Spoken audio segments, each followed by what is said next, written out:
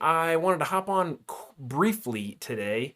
I'm hoping to stream twice. We'll see how this goes, but I wanted to give a project update. So we've been pretty heavy on making PCB updates, and I'll give an update on that in a minute, but there's more going on around all of this because, again, we're on this ESP32 product creation journey.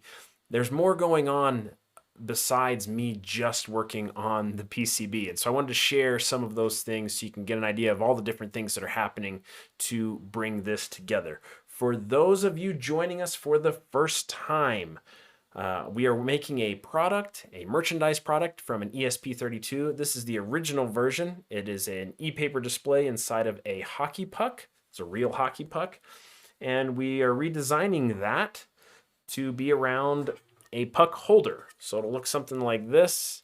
The display will go right here. The puck will go right here.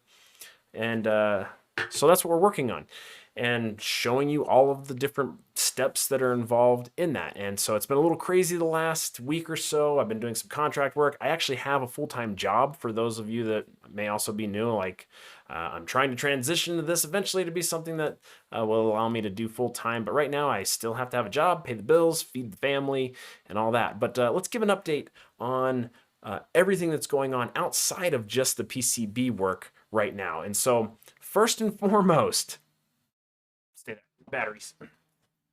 I got a package. I got a package from China. It's giant, and it's really, really heavy.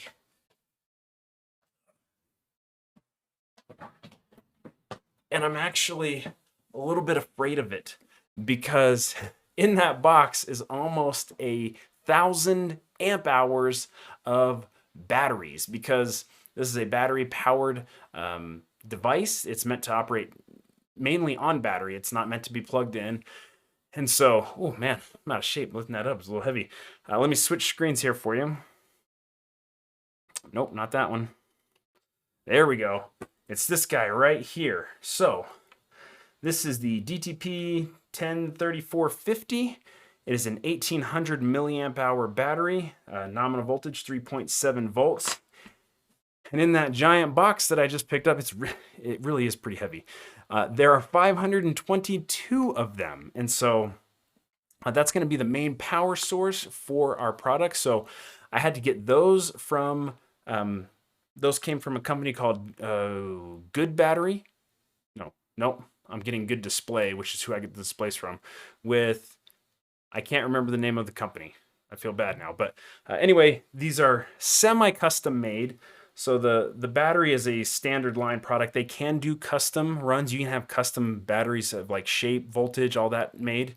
And then the wire length and the connector at the end here is a custom build for me. So I requested this JST2, I think it's called, PTH. And then the orientation of the black and the red wire matter. One's positive, one's negative. And then the length of this wire is all custom. And so excited to have those. Again, I'm a little worried about having like the lithium bomb sitting right next to me here. But so we've got batteries. Next up, we also got in a shipment of 560 is the quantity that they preferred. I ordered. I asked for 540. They said it'd be easier if we could just send you 560 of these displays. This is a 1.54 inch 200 by 200 pixel e-paper display. This is by Good Display. And so I've got those in as well. So that is great. So I've got, again, we're doing a run of 500 of these. That's where we're starting. And so we've got all these supplies that we need. We're gathering in all the supplies that we need to make 500 of them. So batteries, display. What do we have next that I want to talk about? Oh, the displays is actually the thing I learned on that I needed to pay the FedEx bill on. Previous episode, you can catch that. FedEx sent me a $177 bill saying you got to pay to import stuff from China. Funny enough, the batteries were more expensive or less expensive than the displays. About the same, I feel like. They might have been a little bit cheaper. Nothing on that. Those flew right into the United States. I have heard nothing from customs or anything. Maybe I'll get another FedEx bill. I don't know, but those came right to my front porch. No problem. Okay, Next up, these things right here. So this is an interesting part of the problem. We're going to talk about the enclosure here in a minute, but let me grab another enclosure piece here. So if you recall, and I may have an example. Hold on, let me look here. Aha, I do have an example. Okay, this is an old puck hardware. Now, if we look at this display is secured in there nice and tight. But if we open it up and look at it, I'm not sure how well that, yeah, you can see that pretty well. You will see 4 beautifully placed blobs of hot glue. That's how I was securing these. Like I would meticulously hold them in place with a hot glue gun and like very carefully put 4 blobs, hold it. And a couple of times, like if this display wiggles at all when you're holding it and the glue sets, it is a mess. It's hard to undo. I can't afford to have any like, what would you call it? Defect. So I fix it. Like I peel out all the glue, I peel it off the screen, I peel it off the plastic, I redo it. So that is kind of a very not scalable way, even to make 500 of these to secure the display. It's very effective. Like the display is very secure, but it's very slow. It's very prone to error. And I'm trying to come up with a process that's a little bit more controllable, easier to do. Something that I can have somebody else do with very little training and that doesn't need to be like a surgeon with steady hands. And so what I looked into was this custom adhesive.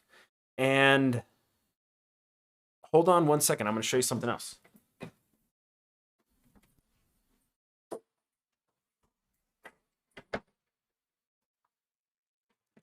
So what I wanted to use was a custom adhesive that would go, where did I put it? Right here. So you can see if I hold this at the right angle, there's an inset here for the display to rest in. And actually in the latest design, I added these little corners to help with alignment, to help guide the display right to where it needs to be. But the whole thing is recessed here. And there's a very little, see how close I can get that? Oh, that actually looks a little better. You can see it's recessed there to hold the display. So that kind of helps with holding the display in place while you're trying to glue it. And what I wanted to try was some adhesive. Like, is there a way to tape these in? So a lot of things like phones and stuff nowadays, the digitizers taped to the display, the display themselves are taped in like a adhesive mounted into the phone bodies. And so I know that there are adhesives out there that are strong that can do this. And so after doing some research, I came up with this. It's 300 LSE adhesive by 3M. Shout out to my former employee. I used to work for 3M, fun fact. But it was expensive. Like the company I originally worked with, Agility, on this, had recommended this as a possible way to adhere the screen to the enclosure.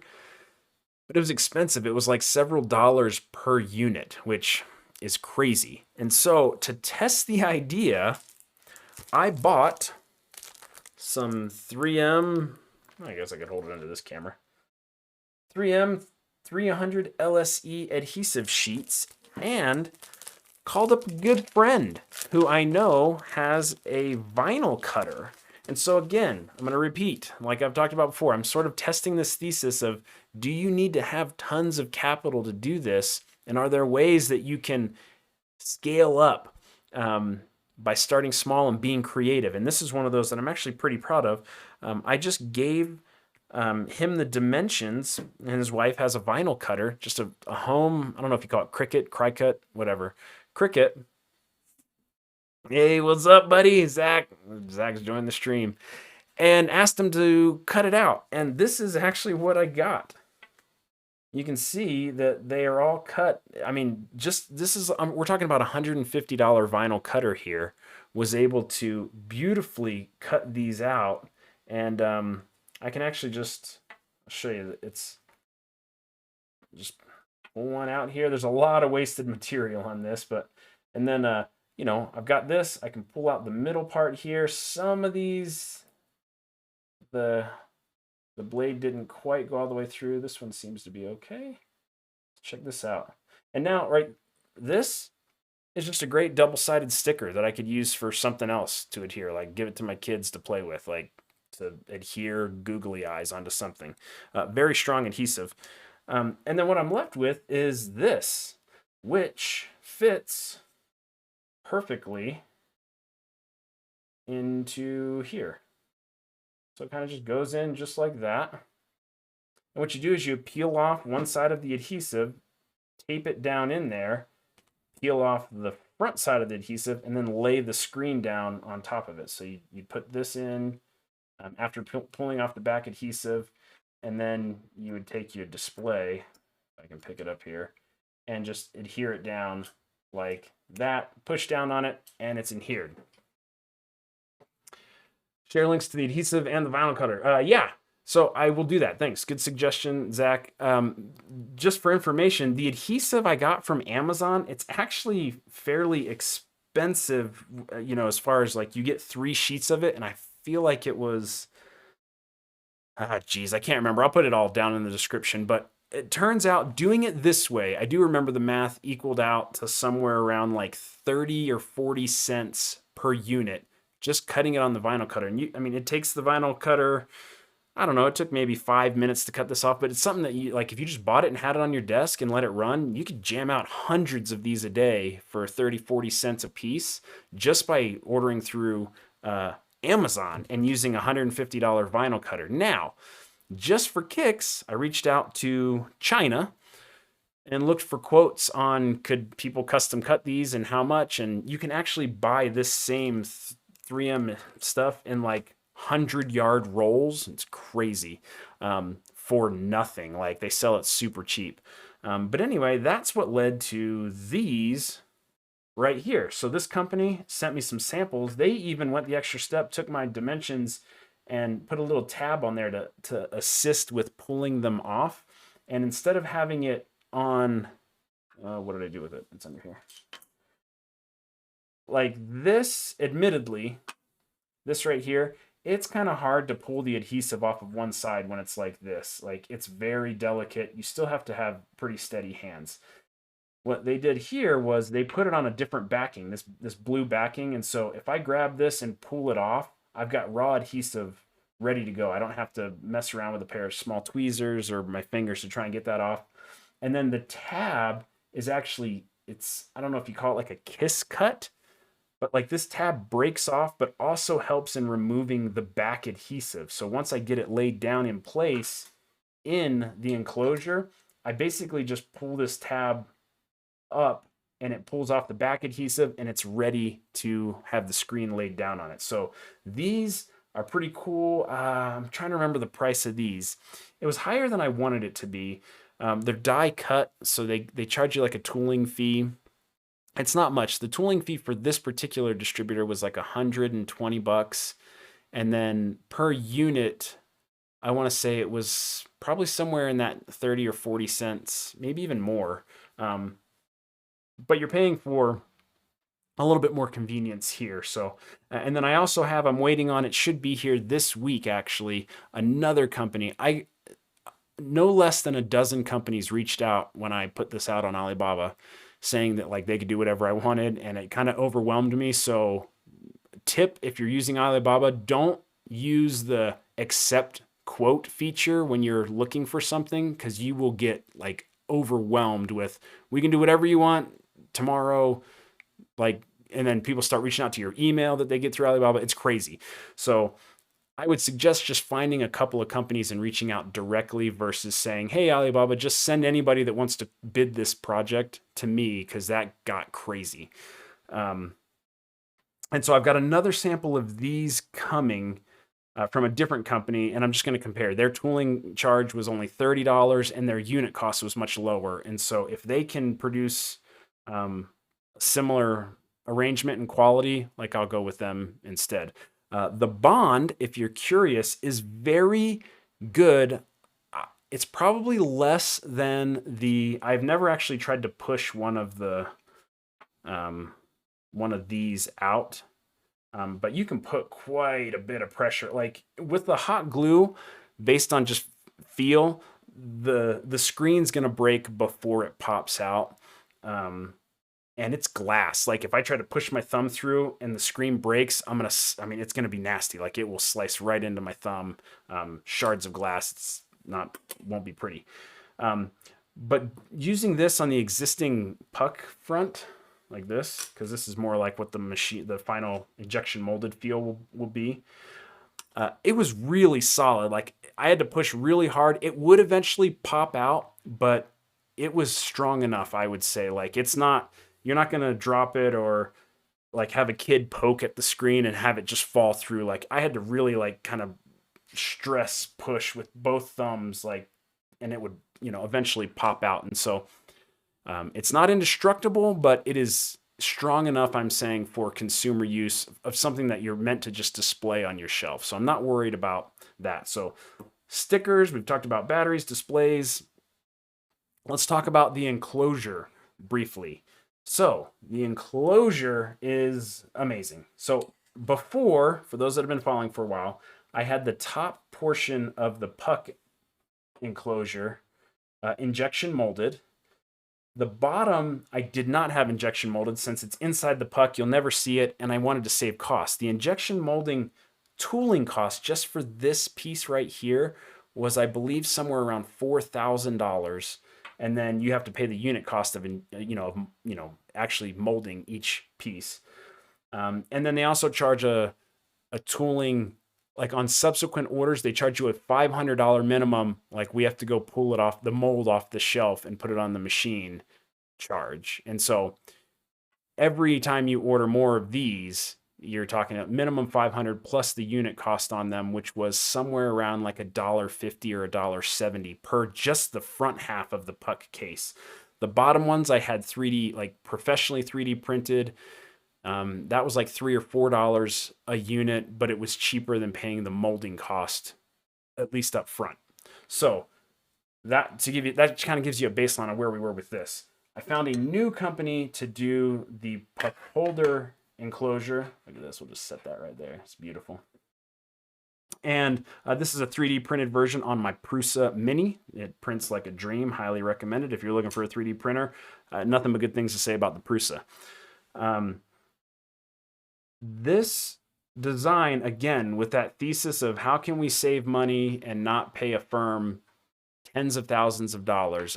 For those that have watched, I had this design based on a sketch that I drew on graph paper and the original STL files from this, because you can see like the dimensions here are just like this. And then, all this is obviously new and added, but I had somebody on Fiverr do it for, I want to say 70 or 80 bucks. And that got me to a point where I was ready to send it off to a new injection molding outfit. It's called RYD Tooling. I haven't gotten the samples back yet, but so far very impressed with them, very helpful. And what they do is they do a review of it to see how ready it is for manufacturing, because just because it will 3D print does not mean you are ready to have an injection molding and molded. In fact, you're probably a ways off because of uniform wall thickness. And I can actually show that. Let's break open this one. So here's the one that the Fiverr person did. And you'll notice some simple things about design for manufacturability. If you look at the wall thickness here, it's about 2 millimeters, but over here, you got these super thick walls. Like this would not mold well at all because of the non-uniform wall thicknesses. And that means that when it comes out of the press from injection molding, it's going to cool differently because there's different wall thicknesses. It can cause warping and all sorts of other issues. And so this is not good for design for manufacture for injection molding. Now, it 3D prints just fine and it goes together and it holds everything and you think you're good, but this would not mold well. So I got a quote from an actual DFM, design for manufacturing enclosure designer, to fix some of the Fiverr things, right? So like have Fiverr get it as far as I can and then pay somebody to kind of take it over the finish line. The quote for that came back at around $800. But I also reached out to this RYD Tooling and they said, oh, it seems like a few small tweaks. We could probably just take care of it for you. And so that saved me $800 because they did just take care of it for me by making some changes. And you can see here's their version of it. You can see now uniform wall thickness goes from here all the way through here in these parts as well. And the other thing that they designed are these fully concealed snaps. So before with the puck, I was screwing it together with self-tapping screws. Those things cost me about 25 cents a piece. So it was $1 to screw the puck enclosure together before I dropped it into the actual hockey puck rubber. This is a snap together design. I've got snaps here, here, right down here, and at the front. And this will all snap together. So the design on this is basically done. I wrapped that up yesterday with the injection molding company, and they are buying materials for the mold and will do what's called the first test shot, which means a shot is when you push the part out of the mold, is what they call it. It's just a little injection molding terminology. They're going to give me 20 shots samples for me to see and make sure that the quality is good before we go into a full 500 production run. And so that's all done, and they are getting the steel for that, and we'll begin working on the mold. The turnaround time on that is about 40 days. And so sometime in late April, we should have our first sample shots of the injection molded case for the puck holder that we'll be able to look at. So pretty excited about that. One quick side story to this, which is again a tip for how do you do this on a budget. One of the things that we want to do for the product is right here below the screen, we want to put our logo, our 12D logo. And so I asked the company if we could do that, and they said, sure, just send us the design files for it. And I said, I've got a PNG for it, an image, a high-res image. And they said, no, it needs to be a DXF or a DWG 3D file. Well, I don't even know what that is. So I Googled it, and I found a free service online that converts them, PNGs, to DXF format. That ended up not working for whatever reason. I don't really understand why. But I went to Fiverr, just looked it up, image to DXF, and I found somebody that for $5 was able to take my logo, PNG, create the DXF. I sent that to the Enclosure house, and they added it right in. They said, they sent me back a rendering of it. It looks amazing, but just a great, Zach, thanks for stopping by, man. I really appreciate it. Turned out great. Like it looks beautiful in the rendering. And so I'll have the logo just jammed right in down here, but a great use of, again, I probably could have found a designer that would have charged me who knows how much to do that, or use Fiverr, get the file in the format that the Enclosure manufacturer wanted it in, send it to them, they added it in. Beautiful way to, save some money. Again, when you're on a budget and you find ways to do this. Let's talk about costs. I know people are curious about that. So the molding cost, you remember, the molding cost for just the top half of the puck enclosure was around $4,000 something $100. I don't remember. I think it was closer to 4 than it was to 5. Let's call it $4,300. And then it was like $150 or something per shot. And then again, the $500, we get the mold off the shelf for you fee. For this, the molding cost for both halves, so that's going to be the full enclosure snapped together and everything. The molding cost for that is, I don't know. We can break this down in a minute, but the total cost, this is the molds as well as the first 500 units, because that's how many I told them I wanted. So the tooling cost for this, the 20 shot samples, as well as the first 500 production units, all of that, $8,400 and let's just say $50, 8,000. So 8,500, we'll round it up, $8,500 for all of that. And so the mold price is most of that because the per unit price of this, the full enclosure, back and front to clamshell together, 96 cents at quantities of 500. That price goes down when you get into the thousands of units. And so less than $1 for the full enclosure of the puck holder once you're doing production runs. And again, the first time around, that price is so high because most of that is tooling. Most of that, if you do the 500 and they're $1 a piece, only 500 of that is the production units. So let's call it $8,000 is the tooling cost on that, but significantly less. I mean, this is a bigger mold than the puck enclosure was, and it's both sides, and it's just about double the price. And so I'm really excited about that. I feel like I was going to say one more thing about that. Dollar. Oh, just in general, one of the reasons for the pivot to the puck holder is hockey pucks, first of all, are expensive. Then you got to machine them out. I mean, it's really cool to hold a physical hockey puck, you know, the rubber and feel it. If you're a hockey fan, it's a really cool thing. But, you know, buying the puck, machining the puck out, there's some magnet and washer stuff in here to hold it into place because I didn't want to glue it in there. So just we'll call it the enclosure for the puck holder was $15 to $20 unit cost at low volume. And now at that same low volume, we're talking $1, 96 cents for the enclosure before we put all the guts into it. And so that's the enclosure. Like I said, we'll have 20 shots of that in late April. It will be textured to kind of help hide the shine blemishes. You can actually see them on this if I hold it at certain angles. Like this finish, I chose this finish so it matched the finish of the puck, which it does really well. You can see that, like, if you didn't have this seam right here, like the finish of the enclosure and the finish of the puck are really, really close. But it does show blemishes very easy, like small machine injection molding, like the pin blemishes and stuff like that. Whereas the texturing that we're going to do on the puck holder should hide most of those. Most consumer electronic injection molded plastic, if you just look around and find things, most of them have a texture to them. The exception, I'm looking right here, like my monitors have a very polished finish. The TV in front of me here has a polished finish, but most other, like my mouse here, it's a textured finish. It doesn't have that high sheen. And so that's where we're at. So exciting things. We got displays, batteries, adhesive to mount the display. We're still working, obviously, on the PCB mock-up and getting that sent off to PCBWay. A really cool thing about that is PCBWay has asked if I wanted to do like a collaboration where they would provide boards if I talked about the quality. So looking into doing that.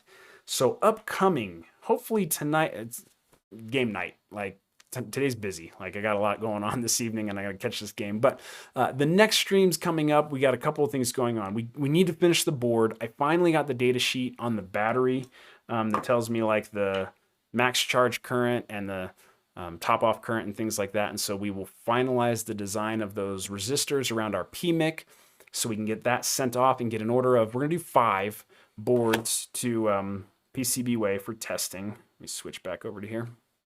So we're going to do that. We're going to finish up the PCB design, and we're also starting work on the firmware for this. So we're going to start writing. We're going to switch out of hardware mode while these things like the enclosure and the PCB fab and assembly are happening, and we're going to be writing some firmware for the ESP32 based hardware project that we're working on. I started a little bit on that last night. It's been a while since I've written C++. It's funny when you dip into these different areas when you're working on these projects that you get rusty. And so I've been in high PCB manufacturing, like details stuff, and have done very little coding on the C++ side for a while, actually. And so that might be interesting when I stream that as I kind of get back into that. But that's what's coming up. Firmware writing, PCB finalization, and yeah, so continue to join in. I appreciate everybody that's been watching. I've been getting a lot of great feedback from people on YouTube, kind of enjoying me showing the process. To help me with that, I would really appreciate it if you make it this far into the video. First of all, thank you so much for watching this long. These videos can be a little longer, but throw a comment in to let me know like what you'd like to see more of, what you'd like to see less of. I'm doing this work either way, and so I would rather share the things that people find most interesting. And if there's parts of this that are, you just don't care about, like let me know and I'll just turn the camera off for those and not post them. But I want to make this as valuable as possible to everybody else out there who's just like me, that doesn't have VC money, maybe you just have a job like I do and you're trying to realize your Internet of Things product dreams. And so just kind of showing all the things that are involved in that.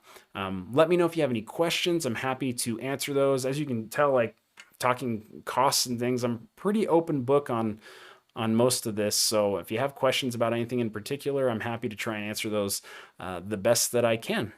Otherwise, again, thank you so much for watching. I appreciate everybody, and we'll check you on the next stream.